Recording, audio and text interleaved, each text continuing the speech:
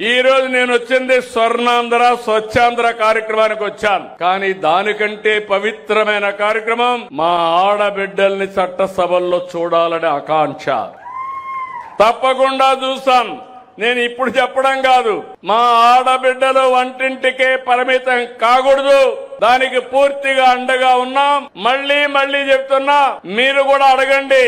ఇక్కడ వైఎస్ఆర్ కాంగ్రెస్ పార్టీ లేదు కానీ దాంట్లో నుంచి బయట వచ్చిన ఒక తోక పార్టీ ఒకటి ఉంటుంది. కాబట్టి మీరు గుర్తుపెట్టుకోవాల్సింది, ఈ రోజు దేశం మొత్తం ఒక సందేశం వెళ్ళాలి. భవిష్యత్తులో ఎప్పుడు కూడా మహిళలకు వ్యతిరేకంగా పనిచేసిన పార్టీలు మనుగడ సాధించలేవని నిరూపించే సమయం.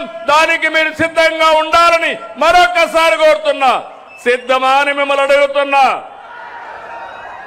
మగవాళ్ళు కూడా ఆలోచించుకోవాలి. మన ఇంట్లో మన ఆడబిడ్డల్ని మన భార్యల సాక్షిగా, మన పిల్లల సాక్షిగా, మన తల్లుల సాక్షిగా ఆలోచించి వాళ్ళని గౌరవించినప్పుడే సమాజం ముందుకు పోతుంది. ఈ విషయం గుర్తుపెట్టుకోమని మరొక్కసారి కోరుతున్నా.